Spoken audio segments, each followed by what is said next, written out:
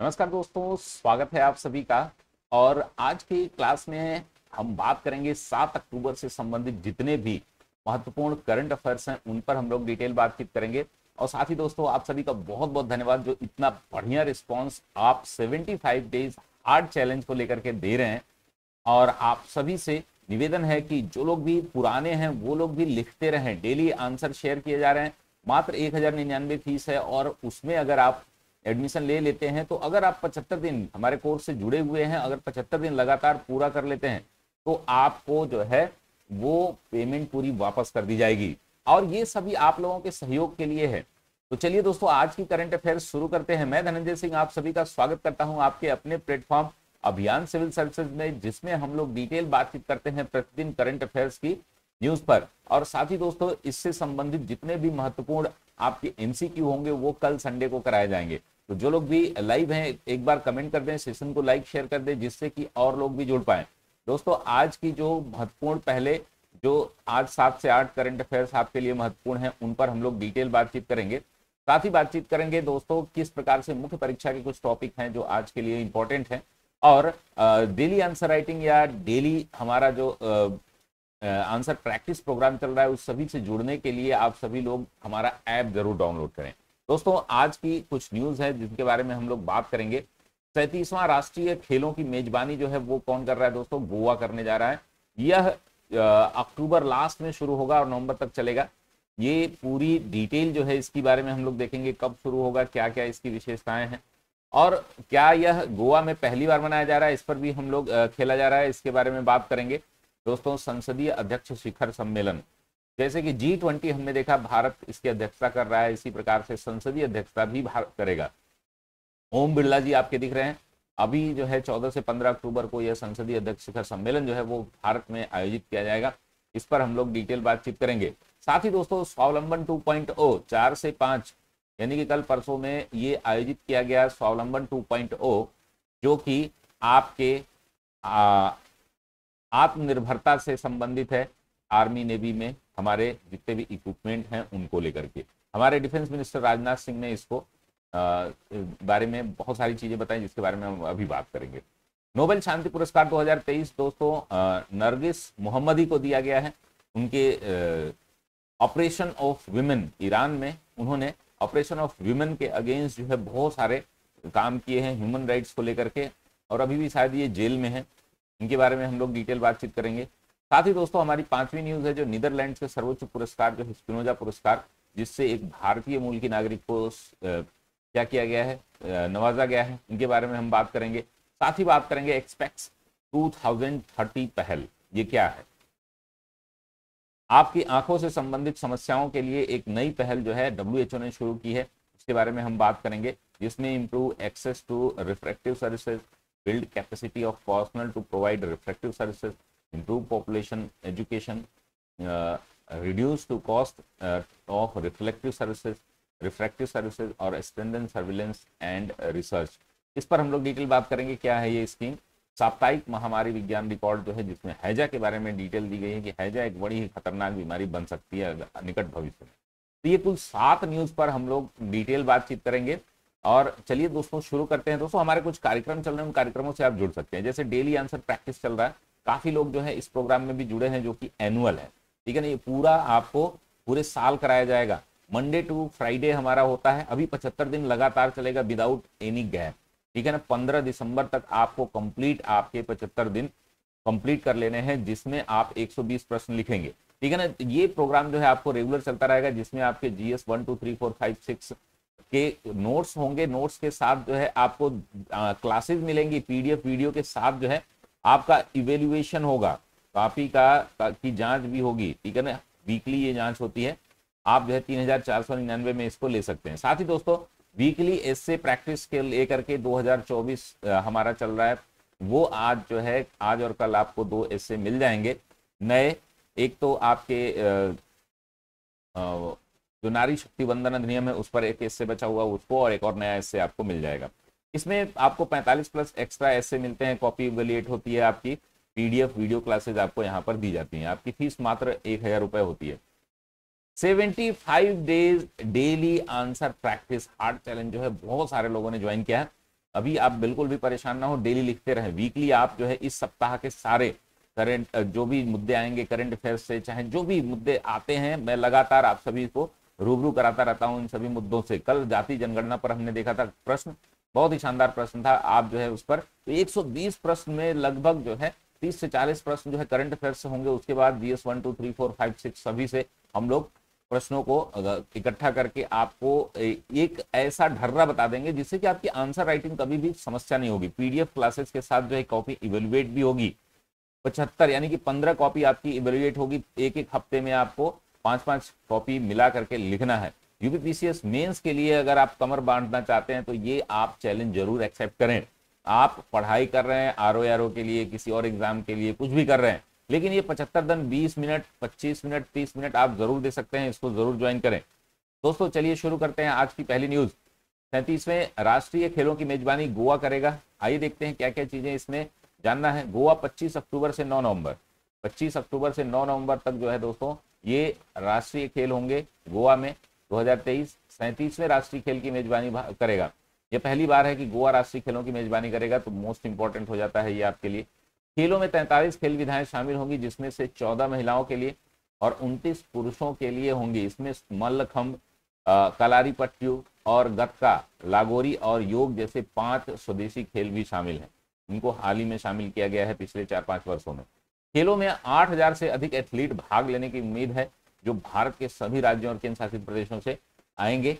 साथ ही दोस्तों गोवा सरकार ने खेलों की तैयारी के लिए व्यापक इंफ्रास्ट्रक्चर तैयार किया है। इसमें नए खेल परिसर, स्टेडियम तथा अन्य सुविधाएं निर्माण भी शामिल है। खेलों का उद्घाटन जो है 25 अक्टूबर को गोवा के पणजी में होगा। समापन समारोह 9 नवंबर को होगा। 37वें राष्ट्रीय खेलों की मेजबानी गोवा के लिए एक महत्वपूर्ण अवसर है। यह राज्य खेल और पर्यटन उद्योग को बढ़ावा देने में मदद करेगा, गोवा के स्पेशली। चलिए अगली न्यूज हम देखते हैं दोस्तों। पार्लियामेंट्री जो सम्मेलन हो रहा है, यानी कि संसदीय अध्यक्ष शिखर सम्मेलन जो है, जिसको T20 बोलेंगे, ये G20 के सदस्य देशों के साथ अन्य भी देश इसमें शामिल हैं। इसको देखेंगे हम कौन कौन से इसमें लोग शामिल हैं। तो संसदीय अध्यक्ष शिखर सम्मेलन के बारे में डिटेल में बात करते हैं दोस्तों। ये 12 से 14 अक्टूबर को नई दिल्ली में आयोजित किया जाएगा। 9वां ये G20 पार्लियामेंट्री स्पीकर समिट है, ठीक है ना, इसको P20 बोलते हैं। प्रधानमंत्री नरेंद्र मोदी 13 अक्टूबर 2023 को नई दिल्ली में 9वें G20 संसदीय अध्यक्ष शिखर सम्मेलन, जिसको P20 के नाम से जाना जाता है, का उद्घाटन करेंगे। यह सम्मेलन 13 से 14 अक्टूबर तक चलेगा। P20 एक अंतर संसदीय मंच है जो G20 के देशों के संसदीय अध्यक्षों को एक साथ लाता है। यह मंच G20 के एजेंडे पर संसदीय दृष्टिकोण को साझा करने और वैश्विक चुनौतियों पर सहयोग बढ़ाने का अवसर प्रदान करता है। साथ ही दोस्तों इस वर्ष के सम्मेलन का विषय जो है, ये आप थीम जरूर याद रख लेंगे, एक पृथ्वी, एक परिवार, एक भविष्य के लिए संसद, ठीक है ना। ये पूरा तो one earth, one family, one future, ये तो हमारा G20 का था ही अपना theme, one earth, one family, one future, उसमें जोड़ देंगे के लिए संसद, ये हो जाएगा इस सम्मेलन की थीम। सम्मेलन में G20 देशों के लिए संसदीय अध्यक्षों के अलावा अन्य अंतर्राष्ट्रीय संगठनों के प्रतिनिधि भी भाग लेंगे। लोकसभा अध्यक्ष श्री ओम बिरला जी ने आज यहाँ एक संवाददाता सम्मेलन में संबोधित, यानी कि कल की बात है, करते हुए बताया कि G20 देशों के अलावा 10 अन्य देश और अंतर्राष्ट्रीय संगठन भी इस शिखर सम्मेलन में भाग लेंगे। अब तक 26 अध्यक्षों, 10 उपाध्यक्षों और एक समिति के अध्यक्ष और IPU अध्यक्ष सहित 50 सांसदों और 14 महासचिवों ने इसमें अपनी भागीदारी की पुष्टि दे दी है। श्री बिरला ने यह भी कहा है कि पैन अफ्रीकी संसद के अध्यक्ष पहली बार भारत में P20 शिखर सम्मेलन में पार्टिसिपेट करेंगे। सम्मेलन में निम्नलिखित विषयों पर चर्चा की जाएगी दोस्तों: वैश्विक आर्थिक और वित्तीय स्थिरता, जलवायु परिवर्तन और सतत विकास, संघर्ष और शांति, आर्थिक विकास और समावेशन। सम्मेलन में वैश्विक चुनौतियों पर संसदीय दृष्टिकोण को मजबूत करने और G20 के एजेंडे को आगे बढ़ाने की उम्मीद है। तो दोस्तों चलिए देखते हैं हम आज की अगली न्यूज, जो कि स्वावलंबन 2.0 से संबंधित है। स्वावलंबन 2.0 में क्या क्या चीजें हमें जाननी है, चलिए इसको डिटेल में देख लेते हैं दोस्तों। केंद्रीय रक्षा मंत्री राजनाथ सिंह ने 4 अक्टूबर 2023 को नई दिल्ली में भारतीय नौसेना के स्वावलंबन और नवाचार संगठन NIIO के 2 दिवसीय सेमिनार स्वावलंबन 2.0 के पूर्ण सत्र के दौरान स्वावलंबन 2.0 पेश किया। स्वावलंबन 2.0 क्या है दोस्तों? स्वदेशी रक्षा विनिर्माण को बढ़ावा देने के लिए एक नई पहल, ठीक है ना। स्वावलंबन 2.0 क्या है? स्वदेशी रक्षा विनिर्माण को बढ़ावा देने के लिए एक नई पहल है। और इस पहल के तहत जो है ना रक्षा मंत्रालय में 98 नई वस्तुओं की एक सूची जारी की है, जिन्हें केवल घरेलू उद्योगों से ही खरीदा जाएगा। इस वस्तुओं के लिए कुछ जटिल प्रणालियां, सेंसर, हथियार और गोला बारूद शामिल है। दोस्तों पहले मैं आपको बता दूं कि भारत में मेक इन इंडिया से पहले सारे इक्विपमेंट हमारे जो है बाहर से एक्सपोर्ट किए जाते थे, इंपोर्ट किए जाते थे, ठीक है ना। मेक इन इंडिया के बाद जो है हमने बहुत सारे ऐसे छोटे छोटे अस्त्र जो है, सेंसर, हथियार, मान लेते हैं कि कोई बम बनाना है, गोला बारूद बनाना है, वो सब हम लोग इंपोर्ट किया करते थे। अब जो है हम एक्सपोर्ट भी कर रहे हैं और अपने लिए भी बना रहे हैं। इन्हीं फील्ड में, इन्हीं जो सेल्फ रिलायंट को, इंडिजीनियस टेक्नोलॉजी को बढ़ाने देने के लिए, स्वदेशी रक्षा विनिर्माण क्षेत्र को बढ़ावा देने के लिए ये पहल की गई थी शुरू।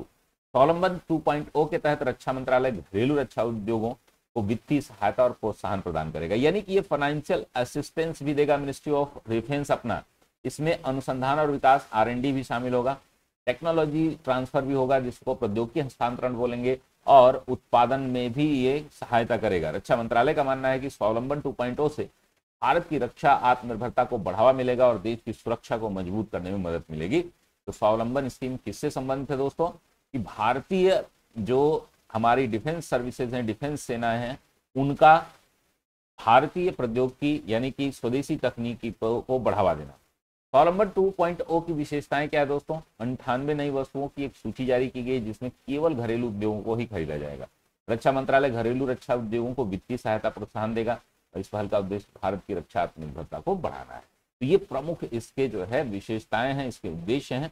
चलिए आगे हम देखते हैं अगली न्यूज, जो कि बहुत ही ज्यादा इंपॉर्टेंट है और ये आपकी परीक्षा में सीधे आएगा। Nobel prize for peace, Nobel का शांति पुरस्कार नरगिस मोहम्मदी को दिया गया है दोस्तों, for her fight against the operation of women in Iran and her fight to promote human rights and freedom for all. ये नॉर्वेजियन नोबेल कमेटी द्वारा जो है प्रदान किया जाता है। ईरान की मानवाधिकार कार्यकर्ता नरगिस मोहम्मदी को इस वर्ष का नोबेल पुरस्कार दिया गया है, नोबेल पुरस्कार 2023 का शांति पुरस्कार। उन्हें यह पुरस्कार ईरान में महिलाओं के अधिकारों के लिए संघर्ष के लिए दिया गया है। नोबेल समिति ने कहा कि मोहम्मदी ने ईरान में महिलाओं के दमन के खिलाफ साहसपूर्वक आवाज उठाई, भले ही उन्हें इसके लिए व्यक्तिगत कीमत चुकानी पड़ी हो। मोहम्मदी को 13 बार गिरफ्तार किया गया है और उन्हें 31 साल जेल में बिताने पड़े हैं। उन्हें 154 कोड़े भी मारे गए हैं, जो कि सजा के रूप में इस्लामिक कंट्रीज में दी जाती है। मोहम्मदी एक पत्रकार और कार्यकर्ता हैं जो महिलाओं के अधिकारों, विशेष रूप से सार्वजनिक स्थानों में बुर्का पहनने के कानून के खिलाफ, आपने देखा था इन्होंने एक कैंपेन चलाया था जिसमें ईरान में महिलाएं जो है बाल काट रही थी बुर्का पहनने को लेकर के। एक महिला की डेथ हो गई थी, जिसको पीट पीट के मार दिया गया था। उन्होंने कई संगठनों की स्थापना की है जो महिलाओं के अधिकारों के लिए काम करती है। मोहम्मदी को पुरस्कार मिलने पर दुनिया भर से बधाई मिली है। संयुक्त राष्ट्र महासचिव एंटोनियो गुटेरेस ने कहा यह पुरस्कार ईरान की महिलाओं के अधिकारों के संघर्ष के लिए एक महत्वपूर्ण कदम है। मोहम्मदी अभी भी ईरान की जेल में। पुरस्कार जीतने के बाद उन्होंने कहा कि वे ईरान में महिलाओं के अधिकारों के लिए अपने संघर्षों को जारी रखने के लिए दृढ़ संकल्पित हैं, यानी कि 13 बार से अधिक वो जेल जा चुकी हैं। दोस्तों हमारे कार्यक्रम से जुड़िए। डेली आंसर प्रैक्टिस जो है पूरे साल भर आपको कराया जाएगा। 240 क्वेश्चन, 240 दिन। आप GS 1 2 3 4 5 6 और करंट अफेयर्स सभी से यहाँ पर आपको टॉपिक मिलते हैं। आपके लगभग सारे प्रश्न जो है आपको 70% प्रश्न जो है आपको सीधे परीक्षा में मिलेंगे। PDF वीडियो क्लासेज आपको यहाँ पर रहती हैं। मात्र 3499 इसकी फीस है। काफी लोग इससे जुड़े हुए हैं और आपको वीकली ऐसे आपका प्रोग्राम है जो कि आप प्रैक्टिस सेशन है, 2 ऐसे वीकली आपको लिखने होते हैं। PDF वीडियो कॉपी एवोल्यूशन और 45 एक्स्ट्रा ऐसे आपको मिलते हैं। ये आप जरूर ध्यान दें। 75 दिवसीय जो है हमारा डेली आंसर राइटिंग प्रोग्राम जो है, डेली हार्ड चैलेंज जो है वो आप सभी लोग एक्सेप्ट करें। दोस्तों 120 क्वेश्चन आपको लिखने हैं 75 दिनों में, 1 से लेकर के 6 तक के सभी पेपर करंट अफेयर्स से इंक्लूडेड PDF वीडियो क्लासेस के साथ आपका इवेल्युएशन होगा। कॉपी भी 15 चेक की जाएगी आपकी। 5-5 प्रश्नों की कॉपी जो है आप हिंदी इंग्लिश किसी भी भाषा में लिख सकते हैं। तो इससे आप ज्वाइन करें, मात्र 1099 आपकी फीस है। साथ ही दोस्तों अगली न्यूज हम देखते हैं। नीदरलैंड्स के सर्वोच्च पुरस्कार स्पिनोजा पुरस्कार को भारतीय मूल की एक महिला को दिया गया है। आइए देखते हैं कौन है वो और क्या है इस पुरस्कार की वैल्यूएशन, यानी कि इसकी जो है इसकी विशेषता क्या है। भारतीय मूल की प्रोफेसर डॉक्टर जोईता गुप्ता को नीदरलैंड में सर्वोच्च पुरस्कार यानी कि स्पिनोजा पुरस्कार 2023 से सम्मानित किया गया है। उन्हें यह पुरस्कार जलवायु परिवर्तन के क्षेत्र में उत्कृष्ट और अग्रणी कार्य के दिए गए। यानी कि क्लाइमेट एक्शन से संबंधित आप कमेंट बॉक्स में कुछ प्रश्नों के उत्तर जो है बताएंगे। क्लाइमेट एक्शन जो है हमारे कौन सा एसडीजी गोल है? क्लाइमेट एक्शन, ठीक है ना, क्लाइमेट एक्शन। और क्लाइमेट एक्शन पर भारत की जो पंचामृत रणनीति है, पांचों रणनीति आप कमेंट बॉक्स में बताइएंगे। बहुत सारे लोग जानते हुए भी नहीं कमेंट करते हैं पंचामृत स्ट्रेटजी क्या है। ये रिवीजन के लिए आपके लिए बोला जाता है। जितने भी लोग हमारी क्लास कर रहे हैं, देख रहे हैं रेगुलर, वो जरूर कमेंट किया करें climate action SDG goal number किस पे है, और पंचामृत स्ट्रेटजी, पांचों स्ट्रेटजी जो है भारत की, जो ग्लासगो में भारत ने एक्सेप्ट किया था, उसको जो है आप जरूर बताएंगे। डॉक्टर गुप्ता एम्स्टर्डम विश्वविद्यालय में पर्यावरण विकास की प्रोफेसर हैं। उन्होंने जलवायु परिवर्तन के प्रभावों और समाधानों पर व्यापक शोध किया है। उनका काम जलवायु परिवर्तन के लिए न्याय और समावेश के महत्व पर केंद्रित है। साथ ही दोस्तों, डॉक्टर गुप्ता को यह पुरस्कार मिलने पर दुनिया भर से बधाई मिली। भारतीय प्रधानमंत्री नरेंद्र मोदी ने कहा कि यह पुरस्कार भारतीयों के लिए गर्व का क्षण है। डॉक्टर गुप्ता ने कहा कि वे जलवायु परिवर्तन के मुद्दे पर काम करने के लिए प्रेरित महसूस करती हैं। उन्होंने कहा कि वे जलवायु परिवर्तन के प्रभावों को कम करने पर एक अधिक न्यायपूर्ण और टिकाऊ दुनिया बनाने के लिए अपने काम को जारी रखेंगे। दोस्तों, क्लाइमेट एक्शन और सस्टेनेबल डेवलपमेंट दोनों ही बहुत ही बड़े मुद्दे हैं। इन सब पर जो है प्रश्न प्रतिवर्ष आप देख रहे हैं 2 से 4 प्रश्न जरूर पूछे जाते हैं, ठीक है ना। तो ये आप ध्यान में रखेंगे, जो भी चीजें मैं यहाँ पर बताता हूं आप उनको जरूर ध्यान में रखेंगे। चलिए, स्पेक्स 2030 पहल इनिशिएटिव क्या है? यह एक प्रकार का दृष्टि दोष से संबंधित चश्मा से, स्पेक्स मतलब होता है स्पेक्टेकल्स, जिसको हम बोलते हैं चश्मा। अब विश्व स्वास्थ्य संगठन द्वारा स्पेक्स 2030 पहल की शुरुआत की जाएगी। यह पहल अपवर्तन दोष, अब देखिए, संबंधित दृष्टि समस्याओं को दूर करने के लिए, अच्छा, अपवर्तन दोष क्या होता है और किस तरीके से इसको पता लगाएं? तो आपसे प्रश्न एक पूछता है, उसके लिए मैंने फार्मूला बनाया है, माई नियर केव, ठीक है ना। तो दोस्तों, मायोपिया, मायोपिया जो होता है निकट दृष्टि दोष को कहते हैं, ठीक है ना। और दूसरा होता है हाइपरमेट्रोपिया, ये जो शब्द है, ठीक है ना, ये दूरदृष्टि के लिए होता है।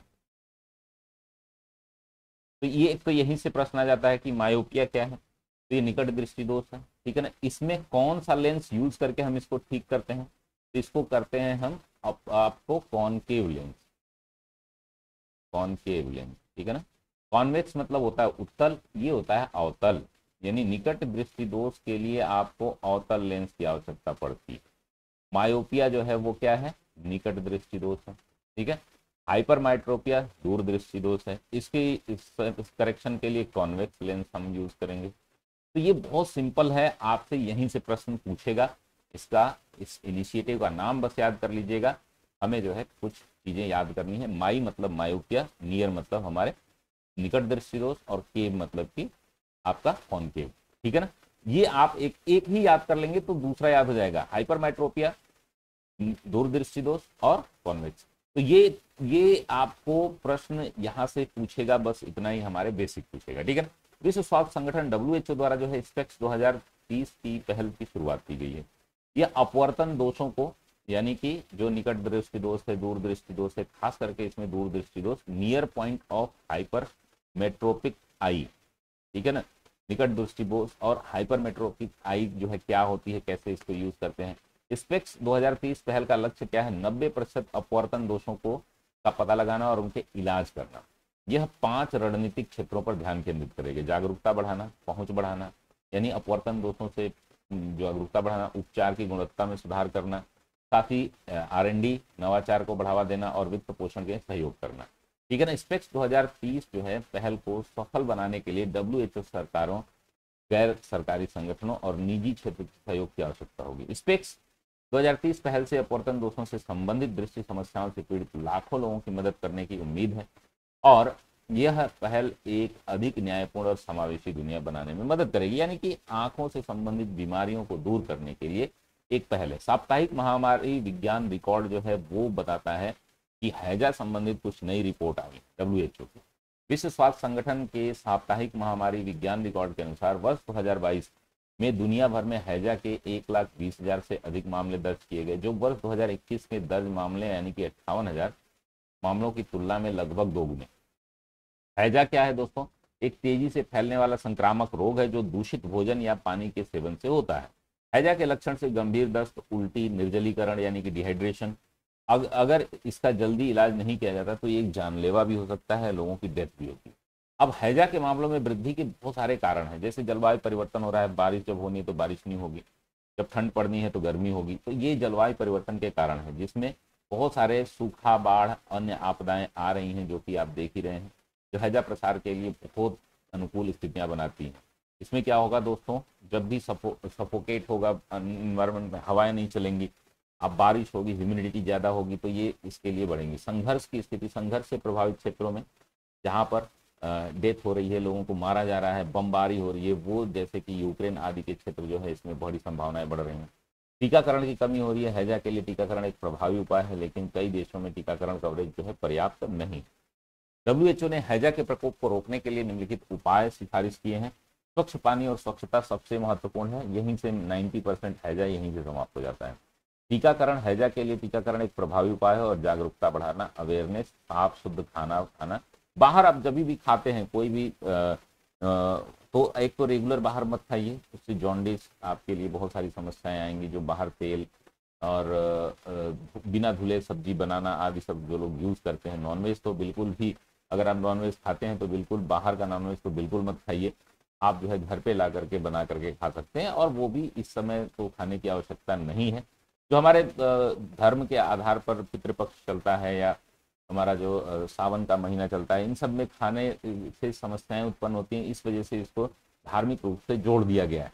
ठीक है ना? तो ये दोस्तों, ये रहा पूरा कार्यक्रम आज का। आज हम डेली आंसर प्रैक्टिस कार्यक्रम से जुड़ने के लिए सभी लोगों को धन्यवाद देते हैं, और सभी लोग जो लोग जुड़े हैं लिखें जरूर। जो कुछ ही लोग जो है उसको कंटिन्यू कर रहे हैं, बोल रहे हैं कल से करेंगे, परसों से करेंगे, तो वो कभी दिन नहीं आएगा।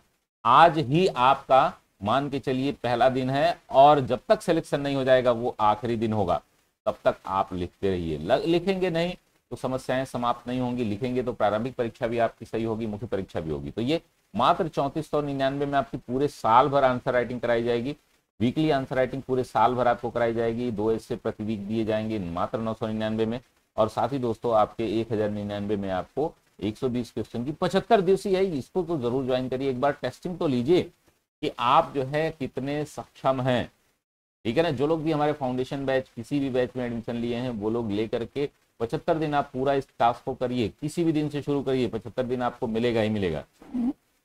आप पूरा करिए और आपकी फीस वापस भी कर दी जाएगी। ये सिर्फ आपको प्रोमोट करने के लिए कोर्स चलाया जा रहा है। तो बहुत बहुत धन्यवाद दोस्तों। आशा करता है दोस्तों आपको क्लास पसंद आई होगी, और इस क्लास के लिए और भी चीजें हैं। जैसे दोस्तों, मैं आपको बता दूं कि ये 75 डेज हार्ड चैलेंज आपको जरूर ज्वाइन करना चाहिए। क्यों ज्वाइन करना चाहिए? एक तो आपको पता चल जाएगा कि आप जो है किस जोनर में हैं, क्या आप 75 दिन रेगुलर रह सकते हैं। इसके लिए आप हमारा ऐप डाउनलोड करेंगे। अभियान सिविल सर्विसेज ऐप है, उसको डाउनलोड कर लीजिए। हमारी वेबसाइट पर कई इंफॉर्मेशन आपको मिल जाएंगी। इसके लिए आप जो है निश्चिंत रहें, हमारी जो क्लासेज हैं वो आपको रेगुलर मिलती रहेंगी। आपको नोट्स, क्लासेज जो है जा करके आप हमारे ऐप पर देख लें, जो 5 दिन की पूरी निःशुल्क क्लासेज, PDF, आंसर सब कुछ उस पर पड़ा हुआ है। उसके आधार पर आप अपना कार्यक्रम आगे करेंगे। तो ये रही कंप्लीट जानकारी आज के क्लास की दोस्तों। आशा करता हूँ आपको पसंद आई होगी। मिलते हैं हम लोग अगली क्लास में, तब तक के लिए धन्यवाद। स्वस्थ रहिए, मस्त रहिए, व्यस्त रहिए। और ये आंसर राइटिंग 75 दिवसीय जो है कभी भी बंद नहीं होती है, तो ये आप 75 दिन लगातार हमारे साथ जुड़े जरूर। बहुत बहुत धन्यवाद आप सभी।